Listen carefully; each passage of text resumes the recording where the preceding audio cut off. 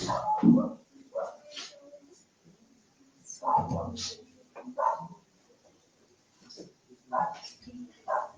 ninyo yung mga Biblia sa Proverbs 14.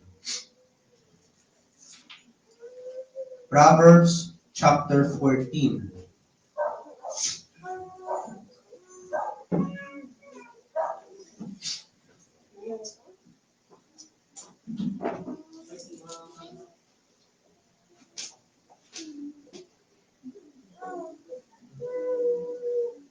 Babasahin natin mula verse 1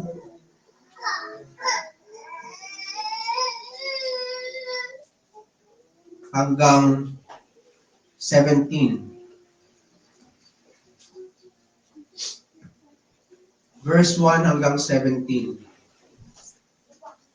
Proverbs 14. Pakinggan ninyo ang salita ng Panginoon. Ang matalinong babae ay nagtayo ng kanyang bahay, ngunit binubunot ito ng hangal ng sarili niyang mga kamay. Ang lumalakad sa katuwiran sa Panginoon ay gumagalang, ngunit ang suwail sa kanyang mga lakad sa kanya ay lumalapastangan. Ang pagsasalita ng hangal ay pamalo sa kanyang likod, ngunit ang mga labi ng pantas ang sa kanila ay magtataguyod. Kung saan walang baka ay wala ring butil, ngunit ang saganang ani sa lakas ng baka nanggagaling. Hindi nagsisinungaling ang tapat na saksi, ngunit ang bulaang saksi ay mga kasinungalingan ang sinasabi. Ang mandilibak ay humahanap ng karunungan at walang natatagpuan. Ngunit ang kaalaman ay madali sa taong may kaunawaan. Umalis ka sa harapan ng isang taong hangal, sapagkat dooy hindi mo matatagpuan ang mga salita ng kaalaman. Ang karunungan ng matalino ay ang makaunawa ng kanyang daan, ngunit ang kahangalan ng mga hangal ay mapanlinlang. Hinahamak ng hangal ang handog para sa kasalanan, ngunit tinatamasa ng matuwid ang mabuting kalooban. Nalalaman ng puso ang kanyang sariling kapaitan at walang dayuhang nakikibahagi sa kanyang kagalakan. Ang bahay ng masama ay magigiba, ngunit ang tolda ng matuwid ay sasagana. Mayroong daan na tila matuwid sa isang tao, ngunit mga daang tungo sa kamatayan ang dulo nito. Maging sa pagtawa, ang puso ay mapanglaw, at ang wakas ng kasayahan ay kalungkutan. Bubusugin ang masama sa bunga ng sariling mga lakad niya at ang mabuting tao sa bunga ng kanyang mga gawa. Ang bawat salita ay pinaniniwalaan ng walang buwang, ngunit tinitingnan ng marunong ang kanyang patutunguhan. Ang matalinong tao ay maingat at sa masama'y umiiwas, ngunit iwinawaksi ng hangal ang pagpipigil at siya'y walang ingat. Ang taong magaganitin ay gumagawang may kahangalan, ngunit ang taong may unawa ay may katiyagaan. Pagpalain nawa pagkabasa ng salita ng Panginoon, ang ating teksto, mga minamahal, ay nasa verse 11. Bilang nabautismo tayo ng isang sambahayan, anak ng isang sambahayan ng mananampalataya.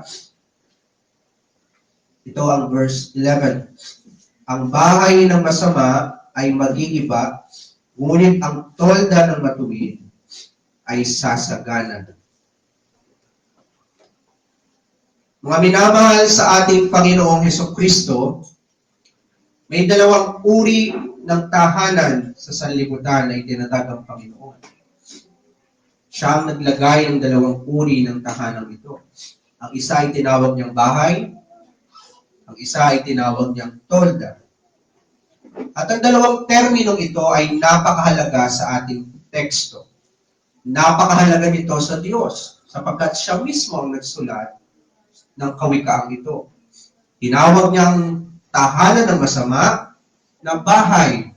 Tinawag niya ang tahanan ng mananampalataya, kagaya ng mga mananampalataya na tumayo dito sa harapan, kasama ng kanyang sambahayan, tinawag ng Panginoon ang sambahayang iyon na tolda. Sa dalawang terminong ito, nakadepende kung ano ang ugnayan ng dalawang magkaibang taong ito sa lupa at sa Diyos.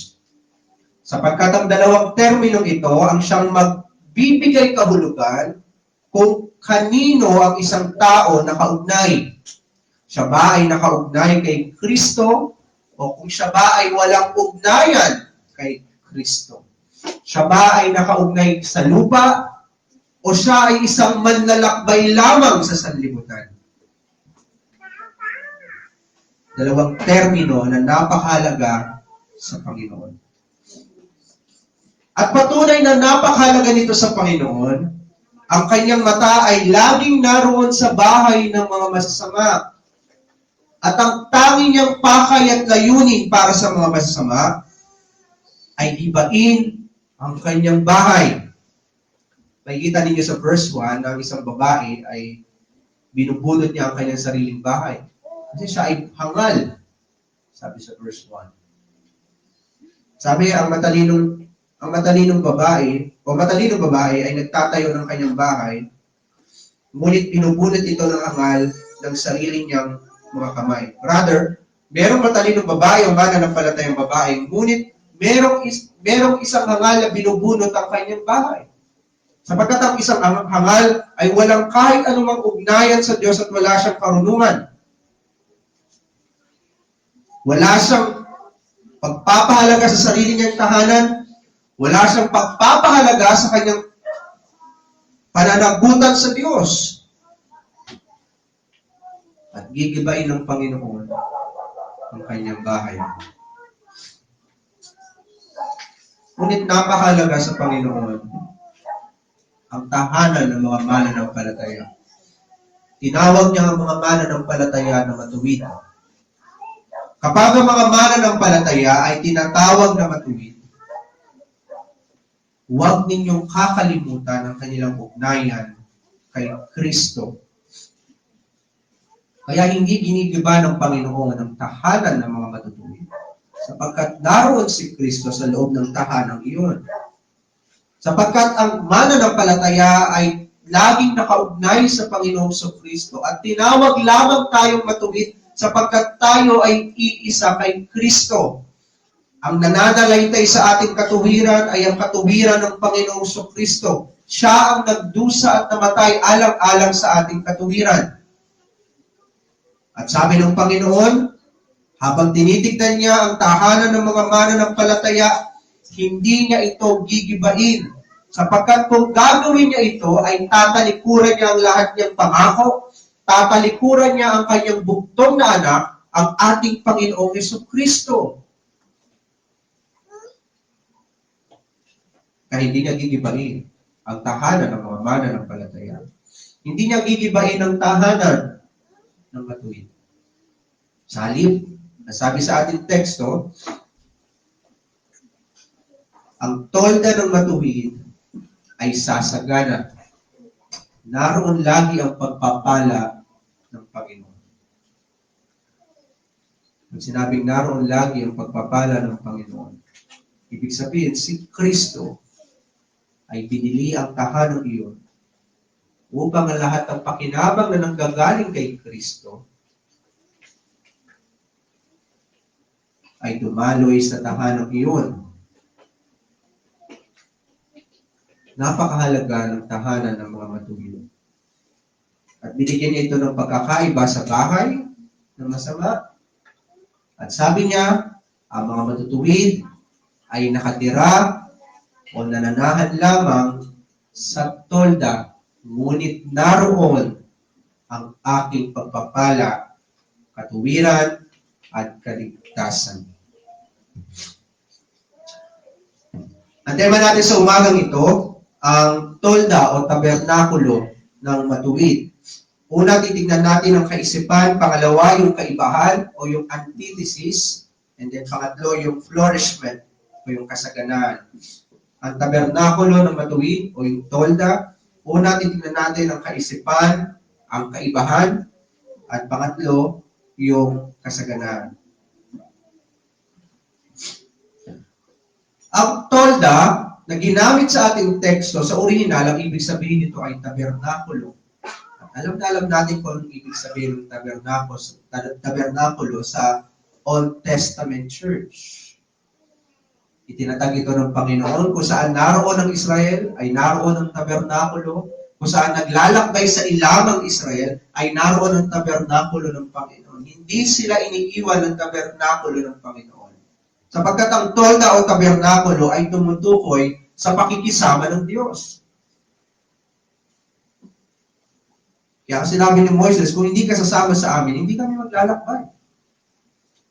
Hindi kami uusad, Panginoon, kahit isang hakbang kung hindi ka namin makakasama, ay hindi kami maglalakbay. Ganoon lagi ang panalangin ng mga hinirang, ng mga mananampalataya. Na lagi nilang inuuna ang kalooban ng Panginoon. Na lagi nilang isinasaalang-alang ang kaharian ng Panginoon, ang kaluwalhatian ng Panginoon, sapagkat alam nila na hindi sila magtatagumpay kung hindi nila kasama ang Panginoon. At minsan dahil sa kalungkutan ng ating budi, ng ating kaluluwa, dahil sa mabigat na kasalanan ng ating ginawa, tayo ay nananalangin, Panginoon, kahit sa daan ng kasalanan, O Diyos, huwag mo akong pababayaan. Sapagkat kung pababayaan tayo ng Panginoon sa daan ng kasalanan, imposibleng magkaroon ng pagsisisi ng kasalanan. Imposibleng maibalik tayo sa presensya ng Panginoon. Imposibleng maibalik sa atin ang kaligayahan ng kaligtasan ng Panginoon. Kung hindi tayo ibabalik ng Panginoon, iingatan ng Panginoon kahit sa daan ng kasalanan. Yun lagi ang panalangin ng mga banal. Panginoon, samahan mo kami. At ang tabernakulong ito, na itinatag ng Panginoon sa Old Testament habang ang Israel ay naglalakbay, ay patunay na ang Panginoon ay laging kasama ng Israel. Na hindi lamang nila kasama ang Diyos sa pamamagitan ni Moises at ni Aaron at ng iba pang kaparian, kundi kasama nila ang Panginoon, nakikita nila ang tabernakulo. Nakikita nila ang haliging ulap sa umaga sa araw, nakikita nila ang haliging apoy sa gabi.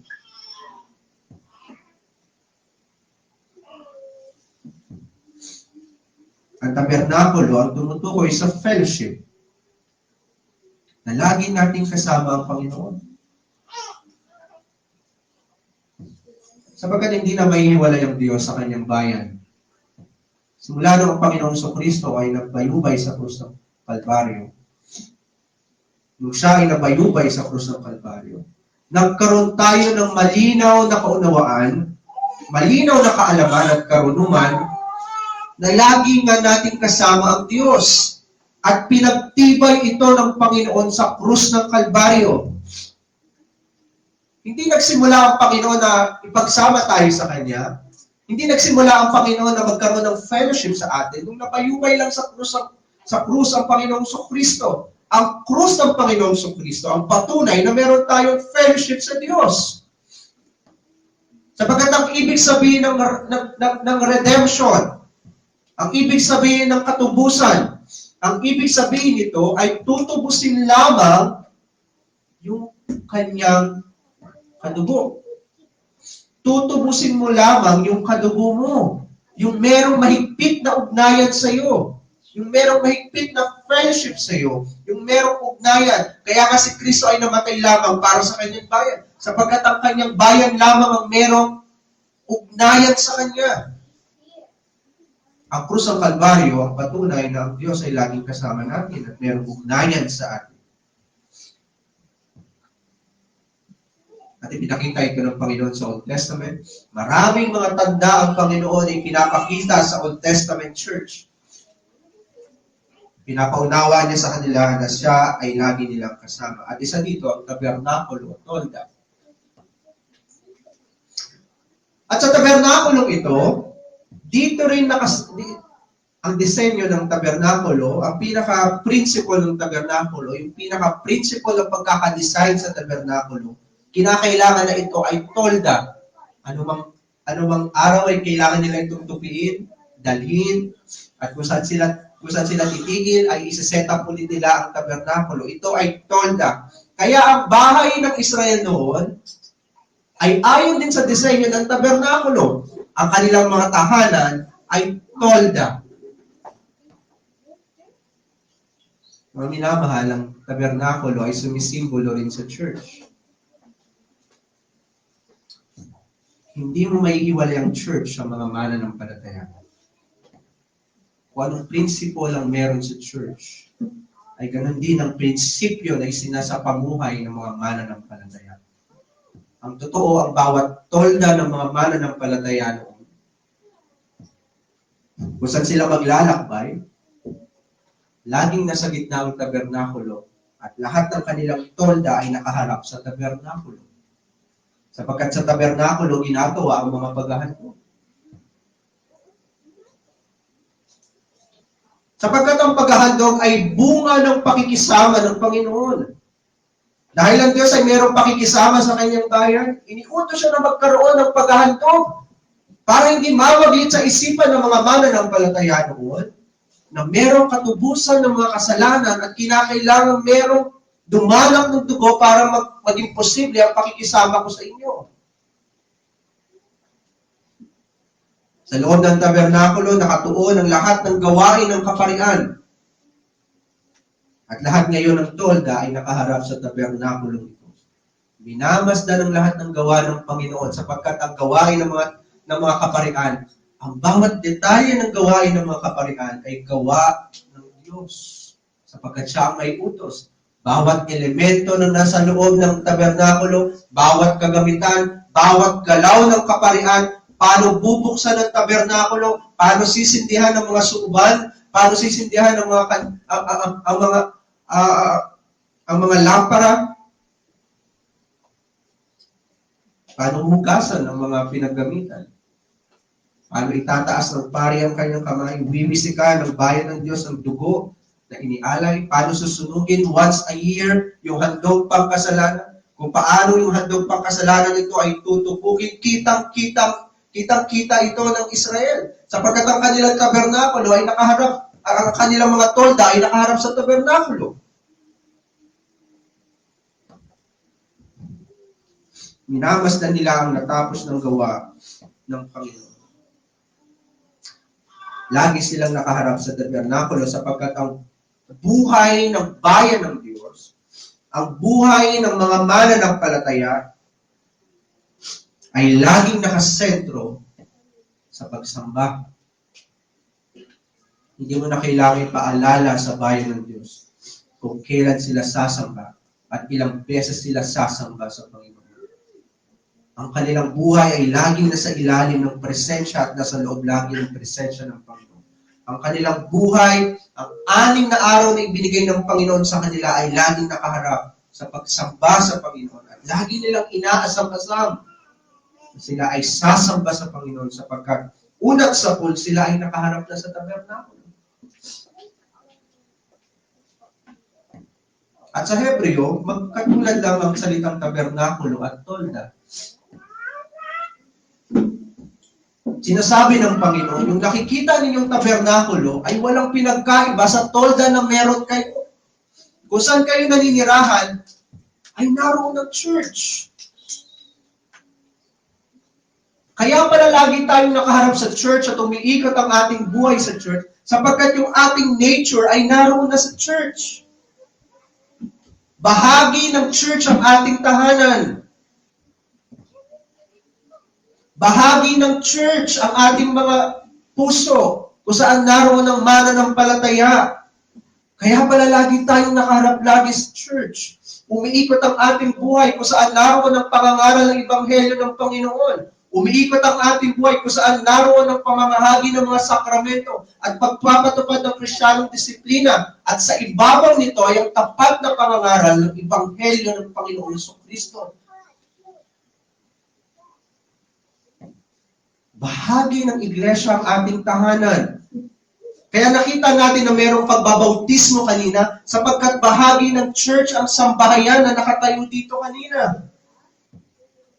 Ang bawat sambahayan na makikita natin nakatayo at kanilang ibinibigay ang kanilang anak para sa tanda at tatak ng tipan ng Panginoon, ay ipinapatotoo nila na sila ay bahagi ng iglesyang ito. Na hindi lamang sila bilang magulang, kundi ang kanilang anak din ay bahagi ng iglesia, sapagkat ang tabernakulo at ang ating tolda ay magkatulad lamang in principle.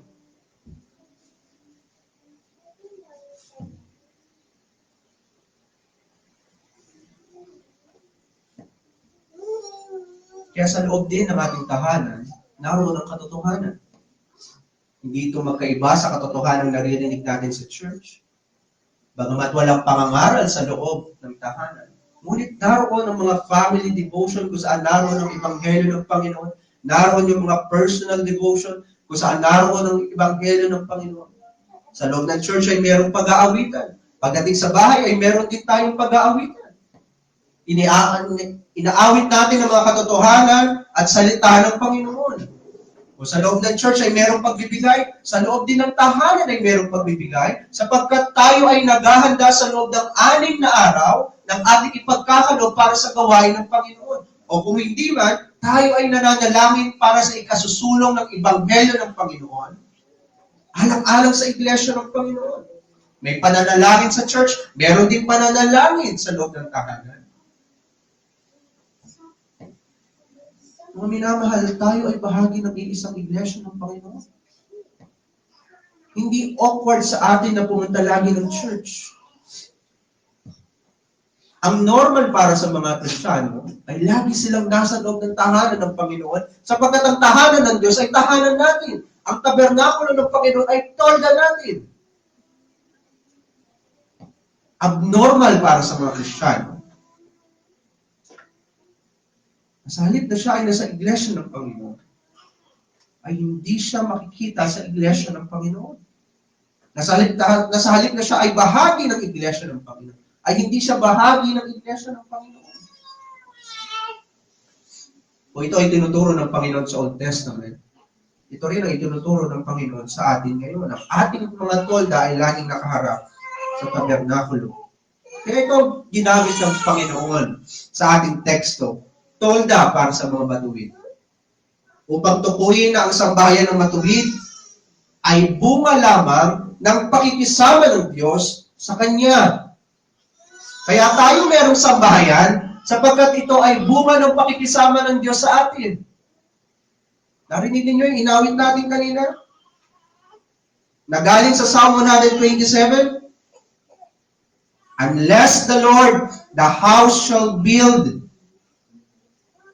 Ang Diyos ang siyang nagtatag ng sambahayan ng mga mananampalataya. Kaya pala merong sambahayan ng mga mananampalataya, ito ay bunga ng pakikisama ng Diyos. Ito ay bunga ng kamatayan ng Panginoong Kristo. At inawit din natin na ang ating mga anak ay pamana.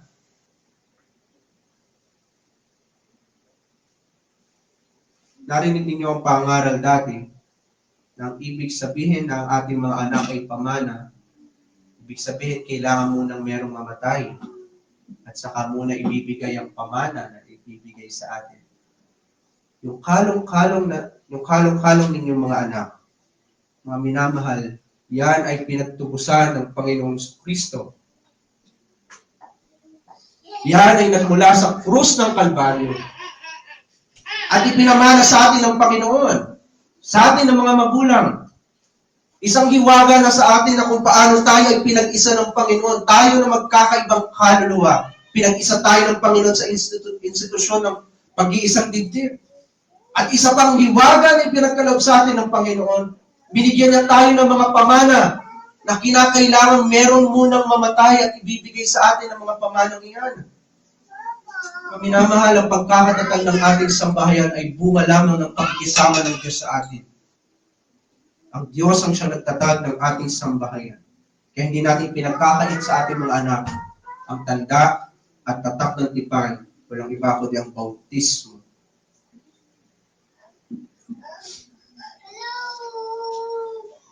Ang buhay ng mga mananampalataya ay hindi natatapos sa loob ng church. Ang buhay ng mga mananampalataya ay hindi natatapos sa apat na sulok ng iglesyang ito. Kaya ang tabernakulo at tolda ay magkaisang termino lamang na ginamit ng Panginoon. Sapagkat ang ibig sabihin nito, hanggang sa tahanan ay susundan sila ng Panginoon. Hanggang sa tahanan ay makakasama nila ang Panginoon. Ang totoo, hanggang sa sinapupunan ng iyong asawang babae na mananampalataya, sasamahan kayo ng Panginoon upang tiyakin ng Panginoon na ang bawat anak ayon sa biyaya ng Panginoon ay magiging pamana para sa iyo. Hanggang sa sinapupunan ay naroon ng Panginoon sapagkat siya ang nagtatatag ng sambahayan ng mga mananampalataya.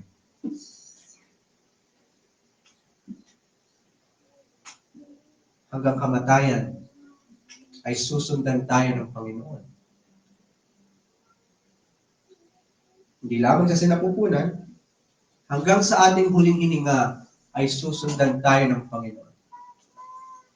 Gaya na sinabi ni Pablo, itong tolda na meron tayo ay titiklopin din ng Panginoon. Ang ibig sabihin nito ay kamatayan. Again, ginamit na naman ng Panginoon ang salitang tolda para sabihin na titiklopin ito ng Panginoon. Ang ibig sabihin nito sa atin ay kamatayan. Upang sabihin na hanggang kamatayan, naroon ng Panginoon sa tolda ng mga mananampalataya. At naroon ng Panginoon kapag nahusto na ang oras ng mananampalataya, titiklopin niya ang tolda sapagkat ang toldang ito ay sa Diyos. Sapagkat siya ang tatag ng toldang ito at siya may karapatang magtiklop nito.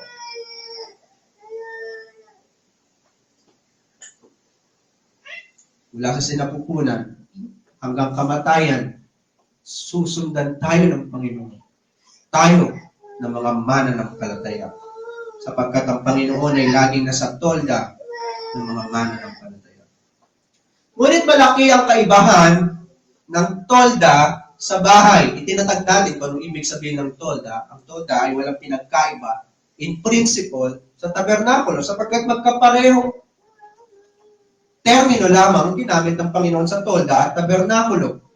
Pero sa ating teksto, binanggit ang bahay ng masasama, binanggit ang tolda ng matuwid. Malaki ang kaibahan ng tolda sa bahay. Hindi nagkataon na bahay ang ginamit ng Diyos para sa tahanan ng mga masasama. At tolda ang ginamit ng Panginoon para sa tahanan ng mga matutuwid. Ang bahay ay ang bato, kahoy, lupa, bakal, at marami pang mga elemento na nakaugnay sa lupa. Ang bahay din ay ayon sa pagtatayo at pagtatatag ng pagod, pawis, salapi, oras ng tao. Dito rin iginugugol ng isang tao ang kanyang pangarap. Wala yatang tao ang hindi naghahangad na magkaroon ng sarili niyang tahanan. Pinag-iipunan niya ito buong buhay niya. Halos mamatay na siya sa kakakayod para lang magkaroon siya ng sarili niyang tahanan. Pero ang bahay ay pansamantala lamang at nakaugnay sa lupa. Bawat elemento na makikita ninyo sa apat na sulok ng inyong tahanan, bahay at masisilungan, lahat yan ay makikita mo sa sanlibutan at nakuha lamang at hinango lamang sa sanlibutan. Hinango lamang sa lupa.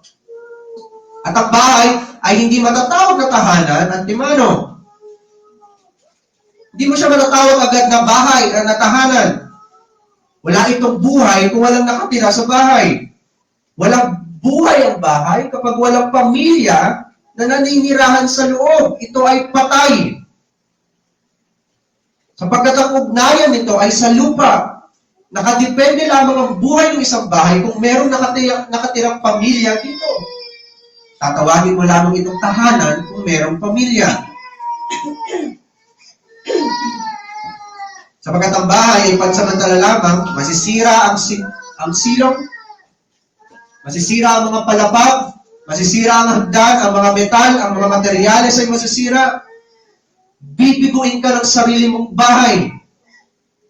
Sapagkat ang bahay ay nakadepende lang sa lakas at gawa, pagpapanatili ng tao. Ang bahay ay bahay, pansamantala, walang buhay. Kaya pansinin ninyo ang sabi ng Panginoon, ang bahay ng masama ay magigiba. Pansamantala lang kasi ang bahay, napakadali. Napakadaling gibain ang bahay. Madali itong gibain sapagkat ito ay pansamantala lamang. Ang bahay ng masama ay pansamantala at walang buhay. Wala itong ugnayan sa Diyos. Kaya ito magigiba at wawasakin. Madali lamang sa Diyos na paghiwalayin ang mga hindi mananampalataya. Marami tayong nababalitaan ng mga hindi mananampalataya ay hiwalay sa kanilang asawa. Ang kanilang mga anak ay rebelde. Sila ay nagsasama ng hindi kasal. Madali lamang gawin sa Panginoon sapagkat ang mga bahay na ito ng mga masama ay walang ugnayan sa Diyos.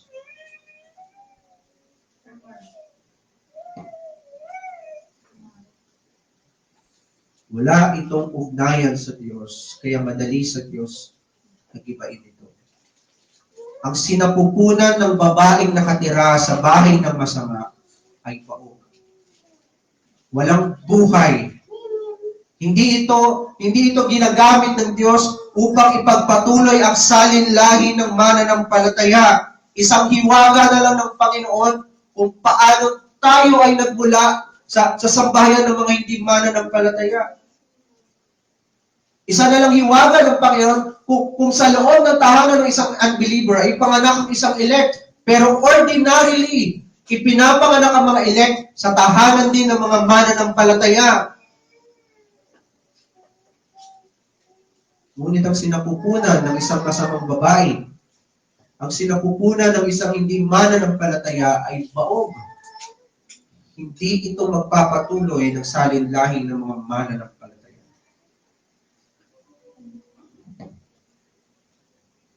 Kaya hanapin sila ng Diyos hanggang sa kanilang bahay.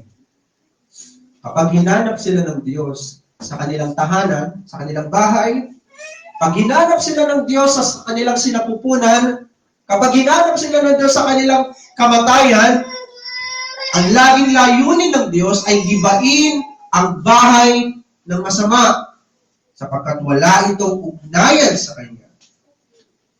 Hindi sila makakatakas sa kahatulan ng Panginoon. Gigibain ang bahay ng masama, ngunit napakalaki ng kaibahan. Ang tolda ng matuwid ay mananagana. Binigyan tayo ng napakalinaw, napakahulugan ng teksto na siyang nagtatag ng tolda ng matuwid. Nung sinabi, ngunit ang tolda ng matuwid ay sasagana sa orihinal, ngunit ang tolda ng matuwid ay pananaganain. Ibig sabihin, hindi ito nakadepende sa kung sino ang nakatira sa tolda, nakadepende ito kung sino ang magbibigay sa kanya ng kasaganaan. Hindi ito nakadepende kung ang tao ba na nakatira sa tolda, yung matuwid na nakatira sa tolda, ay napakabuting lalaki o makasalanan. Ito ay nakadepende kung sino ang nagbibigay sa kanya ng kasaganaan. Sapagkat siya ang nagtatag ng tolda. Ang Diyos ang siya nagtatag ng tolda. Definitely, sa kanya manggagaling ang kasaganaan ng toldang ito. Mananagana ang tolda ng matuwid. Ngunit walang silbi para sa Diyos ang bahay ng masasama. May iwan ito sa sanlibutan at hahatulan ng walang hanggan sapagkat wala itong ugnayan sa Kanya. Si Kristo ay hindi namatay para sa bahay ng masama. Siya ay namatay lamang sa tolda ng matuwid. Kaya ang tolda ng matuwid sa oras ng kamatayan ay titiklupin lamang ng Panginoon sapagkat uuwi na ang matuwid sa tahanang itinatag ng Panginoon sa bagong langit at bagong lupa. Ngunit ang bahay ng masama ay para sa lupa at wawasakin kasama ng lahat ng bagay sapagkat sila ay para dito sa sanlibutan. Ngunit ang matuwid, ang mga mananampalataya, ang mga pinagtubusan ng dugo ng Panginoong Kristo, mga minamahal, sila ay nakatira sa tolda at ang ibig sabihin nito, sila ay manlalakbay lamang at dayuhan sa sanlibutan. Wala silang anumang ugnayang espiritual sa sanlibutan sapagkat sila ay manlalakbay lamang, sila ay dayuhan, dumadaan lamang dito sa sanlibutan. Siya ay may toldang titiklupin. Titiklupin natin ang ating tolda pagkatapos ng ating paglalakbay. Hindi ba't ito ay isang kasiyahan para sa atin? Na anumang oras, itinatag ng Panginoon ang ating tolda, anumang oras, titiklupin ito ng Panginoon sapagkat tapos na ang ating paglalakbay. Uuwi tayo sa tahanang Diyos ang siyang nagtatag. Hindi itinatag ng tao, hindi kagaya ng bahay ng masama. Iuwi tayo ng Panginoon sa walang hanggang tahanan, sa bagong langit at bagong lupa kung saan naroon ang Panginoong Kristo. Ngayon, ang pananagana ng matuwid ay hindi dahil sa kanyang pagsisikap. Kung iniisip ninyong nananagana ang tahanan ng matuwid, nananagana ang kanyang tolda dahil sa siya ay nanalangin, dahil siya ay nagsisi ng kasalanan, dahil siya ay sumampalataya, nagkakamali kayo. Ang bahay ng masama ay ayon sa pagsisikap ng tao. Itinatyo niya ang mga bakal, lupa, bato, kahoy, ayon sa kanyang pagsisikap, ayon sa kanyang mga pangarap, ayon sa kanyang makakayang salapi. Inuubos niya ang kanyang oras para sa pagtatayo ng sarili niyang bahay. Itinutuon niya ang lahat niyang isipan para sa sarili niyang kapakanan. Ang lagi niyang iniisip ay ang kapakanan ng tao. Hindi siya papayag na ang pangangaral ay masaktan ang kalayaan ng tao, masaktan ang kalooban ng tao. Hindi siya papayag na sasaktan ng pangangaral ang magagawa ng tao sapagkat siya ay merong bahay na siya ang nagtatag, hindi ang Diyos. Walang ibang helyo ang dapat umagaw sa bahay ng masama sapagkat hindi ang Diyos ang siyang may tatag ng bahay nito.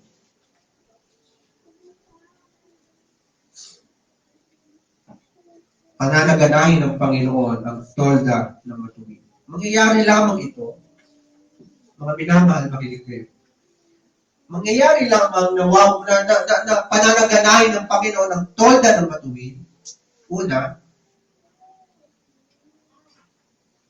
wawasakin ng Diyos ang kanyang bahay.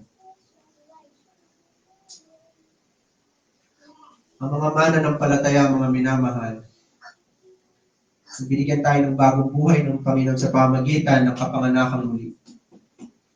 Pinatay ng Panginoon ang ating lumang pagkatao. At patuloy itong pinapatay ng Panginoon. Kinakailangan na mayroong kamatayan para umusbong ang panibagong buhay. Tayo ay bahagi ng sanlibutan, so to speak. Tayo ay meron ding bahay. Wala tayong pinagkaiba sa mga hindi mananampalataya. Tayo rin ay may bahay bilang mga masama. Ngunit dahil ang bahay na ito ay hindi para sa atin, gigibayin ito ng Panginoon upang ipagkaloob sa atin ang tolda kung saan dapat tayo naninirahan. Ang pusong bato ay papalitan ng pusong laman. Ang dating walang pananampalataya ay bibigyan ng pananampalataya ng Panginoon. Yung dating hangal ay gagawing matalino ng Panginoon sa pamagitan ng pangangaral ng Ebanghelyo ng Panginoon, salita ng Panginoon. Yung dating walang pag-ibig sa Diyos ay bibigyan ng pag-ibig ng Panginoon sa Kristo. Dating walang karunungan ay bibigyan ng kaisipan ng Panginoon sa Kristo. Dating walang espiritu ay bibigyan ng espiritu na bumubuhay ng kaluluwa. Wawasakin muna ng Panginoon ang ating bahay at ipagkakaloob sa atin ang tolda na hindi nakaugnay dito sa lupa. Siya at ang kanyang sambahayan ay gagawing manlalakbay ng Diyos. Tayo na mga mananampalataya, kasama ang ating sambahayan, ay gagawing manlalakbay ng Panginoon. Kung dati tayong permanenteng mayroong bahay, wawasakin ng Panginoon, bibigyan tayo ng tolda at sasabihin ng Panginoon, kayo ngayon ay manlalakbay na sa sanlibutan. Kayo ay binukod ko para sa akin. Kayo ngayon ay maglalakbay para sa akin. Gigibain ng Diyos ang bahay ng matuwid upang sa Diyos lamang tayo umasa. Yun ang purpose kung bakit sa Toda lang nakatira ang bahay ng Israel nung sila ay naglalakbay. Inialis sila ng Diyos sa tahanan nila sa Ehipto. Meron silang tahanang bato sa Ehipto. Makikita niyo yun sa kanilang pagreklamo. Buti pa sa Ehipto ay meron kaming magandang buhay, kasama doon ang bahay.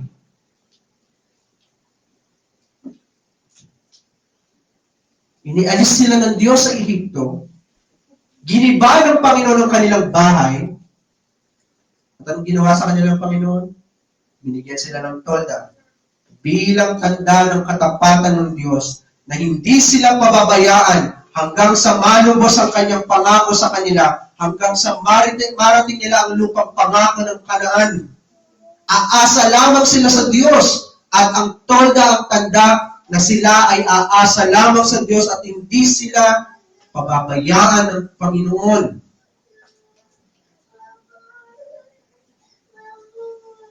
Ang tolda ang sumisimbolo na tayo ay nakadepende lamang sa Diyos. Mga minamahal, ikaw at ang iyong sambahayan ay inilagay ng Diyos sa tolda ng kanyang pakikisama.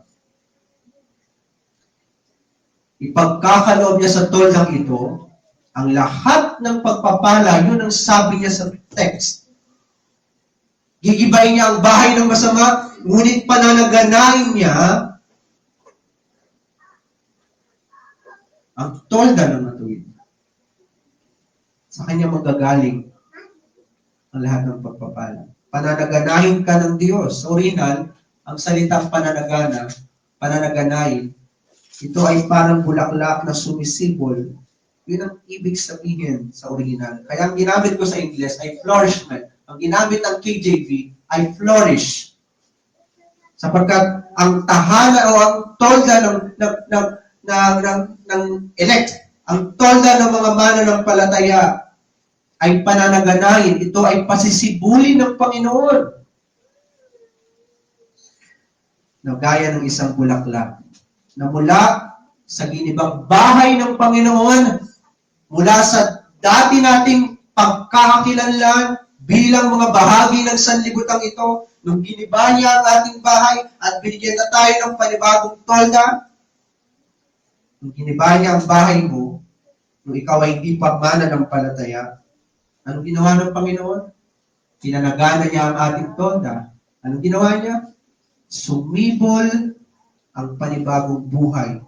Mula sa giniba ng Panginoon, sumibol ang panibagong buhay.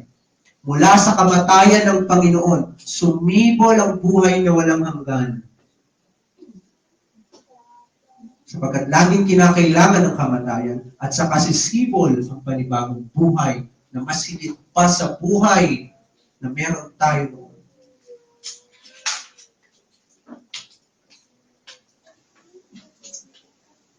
Sumibol ang panibagong tahanan ng ating tolda.